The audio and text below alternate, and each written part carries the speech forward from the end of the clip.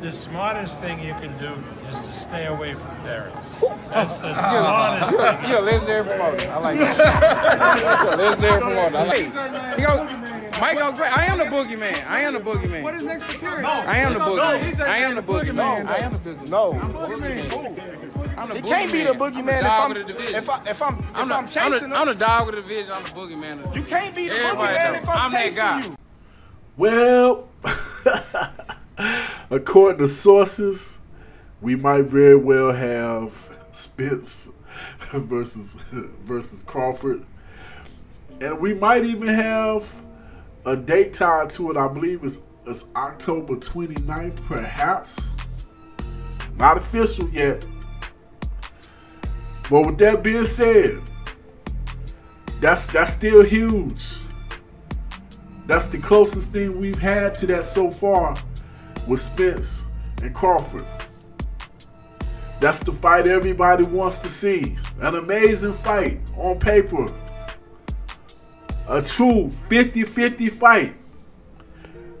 I think if you ask 50 people, 25 might say Crawford, 25 might say Spence.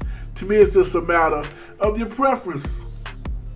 Errol Spence just bulldozes his way through his opponents. Terence Crawford somehow makes an adjustment where 1 minute he might be looking like he's in trouble, and the next minute he's steamrolling his opponent based off the adjustment he made. Just a matter of what you like best. But let's say the fight don't happen. Then what? Let's say if negotiations fall apart. Then what? Unlike in the past, there is no Sean Porter waiting on the side. Keith Thurman, yeah, but the luster done definitely wore off Keith Thurman versus Errol Spence fight. Don't seem like Errol has any real intentions on fighting somebody like a Boots Ennis or a Virgil Ortiz. So if the fight don't happen, then what? What do we have then? What would be his best option? I ain't gonna front. Boots Ennis versus Errol Spence. Woo!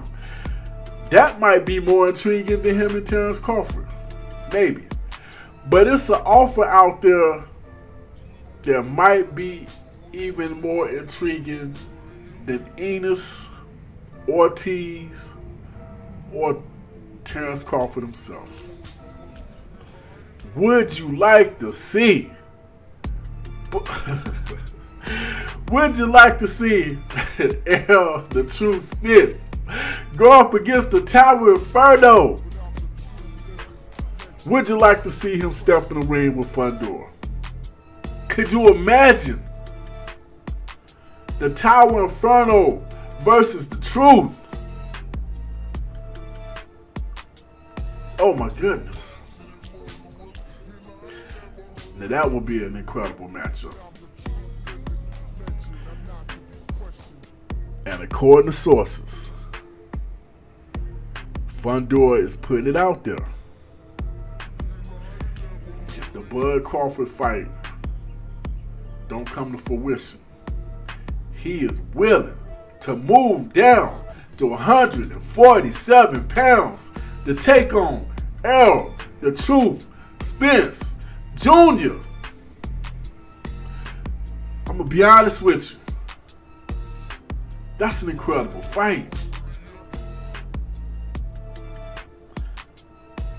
Now, will that actually happen? Because, to be honest, Fundora is lined up to get his shot at Undisputed at 154. I think he's the, WBC interim champion, something like that. So, I mean, he got his own giant to slay at 154 in Jamel Charlo, the Iron Man. But the WBO is mandating that he fight Costa Tszyu son. What is it? Tim Tszyu. So that might be roadblocked by Tim Tszyu. But could you imagine him in there with Errol Spence? That truly would be a dream matchup. It truly would be. It really would. But so far right now, we gotta stay focused on Crawford versus Spence.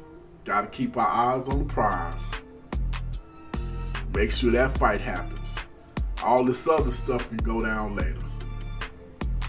It's almost like Spence and Crawford. It has a short window to happen at this point. That's how it's starting to seem. And if we got them this close, we gotta make it happen. Got to. So, Fundora, you gonna have to deal with what you got going on at 154. As much as I would love to see you and Errol Spence get into it, you need to stay at 154. And matter of fact, if I was you, I'd call out Tszyu. If I was you, I'd get Tszyu out of the way for Jermell Charlo. Then you and Charlo can have y'all super fight if that's what you want to call it. Because, I mean, let's be honest. Let's be honest. Fundora's a Mexican. If he don't have a huge, I'm not saying a little following. If he doesn't have a huge following right now, it's coming. It's coming. I'm going to say it again. It's coming if he don't. Think about the possibilities. It's limitless.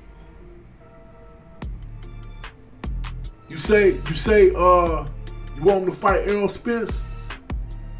Well, Spence can move down. He can go down, whatever. He said he can move down to 147. Great. He can fight. So that means he can fight a Boots Ennis possibly at 147 to 154 if the money's right. That means he could fight a Terence Crawford at 147 or 154 if the money's right. Okay? Because if you can move down for Errol Spence, you can move down for somebody else if the money's right.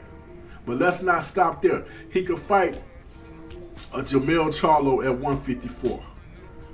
He could fight a Tszyu at 154 or Laura at 154, right? Okay, why stop there? He can fight a Jamal Charlo at 160. He could fight a Boo Boo Andres at 160. Why stop there? He could fight a David Benavidez at 168. He could fight a Caleb Plant at 168. He could fight a Canelo Alvarez at 168. He's 6'6", 6'5", whatever, with like an 84-inch wingspan. And can make weight arguably in 4 different divisions. Because you can't tell me you couldn't put enough meat on him to make 168 if he wanted to. 160 if he wanted to. He's already fighting at 154 and said he can drop 7 pounds to get to 147.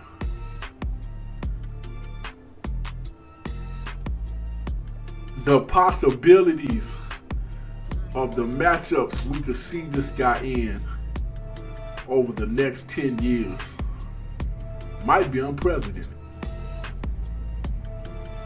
If you get the right manager, promoter, or whatever behind this dude and move him the right way, this dude can make millions upon millions upon millions if they got him right.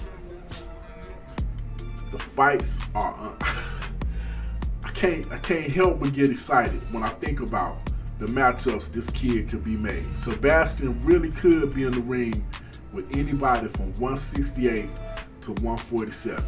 We haven't seen anybody like that since Paul Williams.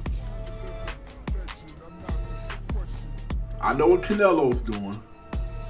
I know he fought from 154 to 175. But I'm talking could literally campaign if he wanted to in all these different divisions. If he really wanted to. 175 in my opinion. And truth be told, at one point this kid will probably, if he fights long enough, be a light heavyweight.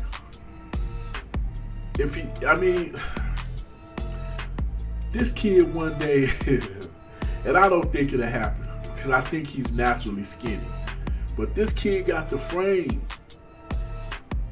that you put the right nutritionalists behind him could one day be a heavyweight. This dude is 6'6". I think a 84-inch, maybe longer than that reach.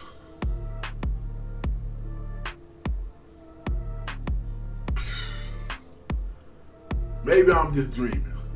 Maybe I'm delusional. I'm hallucinating. But I really do believe this kid could fight wherever he wants to, given enough time to either put the weight on or take the weight off. And then this the crazy part, he's not a novelty act. He can box. He can box.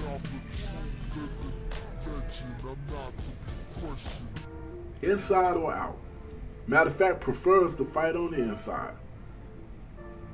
Which I think is kind of funny because he kind of makes the fight harder for himself by doing that. If this kid really wanted to just eat off his jab, good luck getting around it. Because as soon as you dip to the left or dip to the right, that right hand should be coming right behind it.